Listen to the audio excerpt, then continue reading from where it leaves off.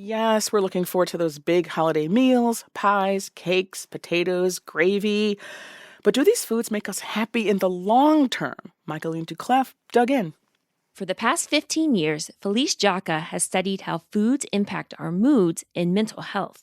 She's at Deakin University in Geelong, Australia.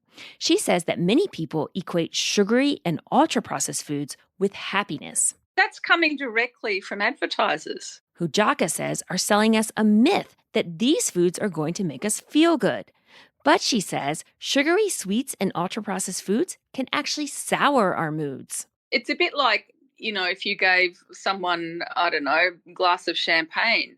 Feels good in the short term, but the long-term impact is the opposite. Recent studies have found that even just a few hours after eating them, people can start to feel anxious, irritable, angry, or lethargic. And over the long run, too many of these foods can impact your mental health.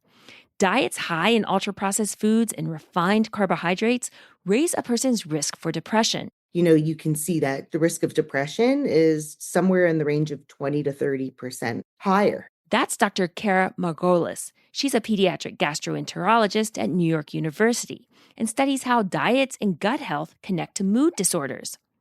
So if ice cream, cake, and mac and cheese aren't the happy foods, what are?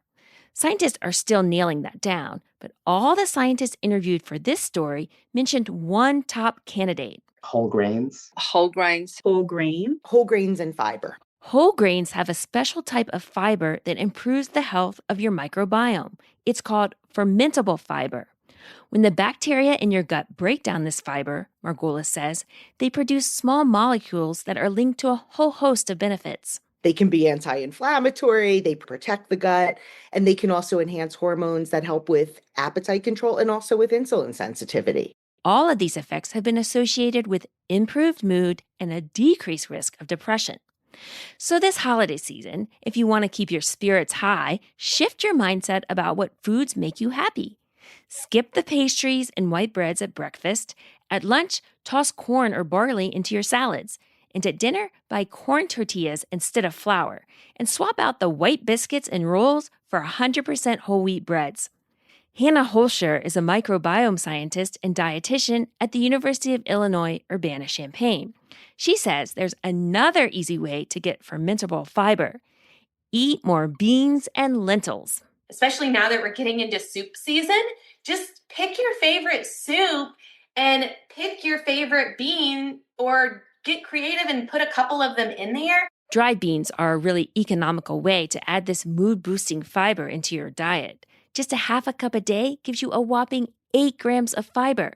Dried lentils don't need soaking, and they cook quickly. We eat lentils a lot in our house. You can saute some onions with tomatoes and olive oil, and then use a lot of different Indian spices. Keep in mind, Holscher says, beans and lentils are powerful foods for your gut. Some individuals will get a bit of gas and bloating from beans if they eat too many or they're not used to eating them and they add a bunch at once. So start off with a small serving of beans and build up slowly over time. After your microbiome adjusts, the bacteria will thank you by raising up your mood long term. After all, studies suggest that when these bacteria are happy, they make you happy as well.